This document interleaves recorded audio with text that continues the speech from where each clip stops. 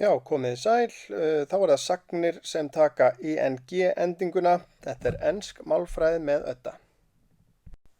Þessi ing-ending í ensku er í rauninni hægt að kalla lýsingarhátt nútíðar og sumar sagnir í ensku, þær taka alltaf með sér lýsingarhátt nútíðar á næstu sögn en ekki nafnhátt. Þetta fyrirbrigði heitir gerund á ensku. Og þá er lýsingarhátturinn, það er að segja ing-myndin, ígildi nafnorðs, eins og í dæminu swimming is good exercise, þarna er þetta sögnin swim í lýsingarhætti nútíðar, en á íslensku myndu við kalla þetta einfallega sund er góð æfing, ekki syndandi er góð æfing. Annað dæmi, he enjoys going to the movies. Enjoy er einmitt eina af þessum sögnum sem að tekur með sér ing-endinguna eða lýsingarhátt nútíðar á sögninni to go. Það er eiginlega voðalega erfitt að læra þetta öðruvísi heldur en að sjá bara þessar algengustu sagnir sem taka alltaf með sér lýsingarhátt nútíðar eða í þessa ing-endingu.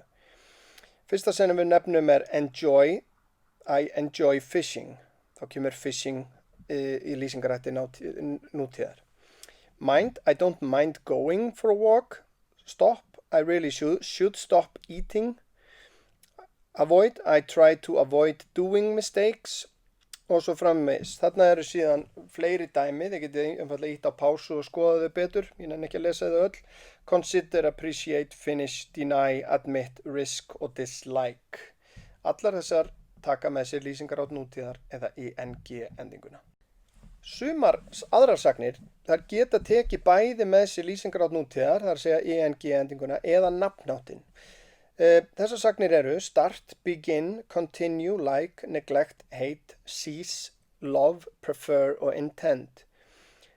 Til dæmis, sögnin like, I like being with you, þarna erum við með lýsingarhátt nútíðar, en við getum líka sagt I'd like to be with you. Þannig að nafnhátturinn er þarna í seinna dæminu. Þannig að með þessar sagnir þá getum við bæði sett næstu sögn í ing-endingunni eða einfallega í nafnhætti. Hér eru síðan nokkur orðasambönd sem taka með sér lýsingarhátt nútíðar. Þetta er ekki eiginlegar sagnir af því að þetta eru fleiri en eitt orð, en þetta eru orðasamböndin to give up something, put off something, keep on, go on, carry on. Dæmi, I'm sorry I have put off meeting you. I've been busy.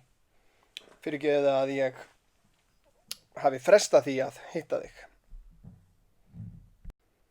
Að venju endum við á the bottom line. Sumar sagnir í ensku taka alltaf með sér lýsingarhátt nútíðar, þar að segja ing-myndina en ekki nafnhátt. Ing-myndin getur þá verið ígildi nafnorðs. Það þarf að læra að þekkja þær sagnir sem taka alltaf með sér ing-myndina. Þú getur notað þetta myndband til dæmis til þess. Þetta snýst tilfinningu fyrir málinu, ef það hljómar rangt, þá er það líklega rangt. Takk fyrir mig í bili, þangað til næst.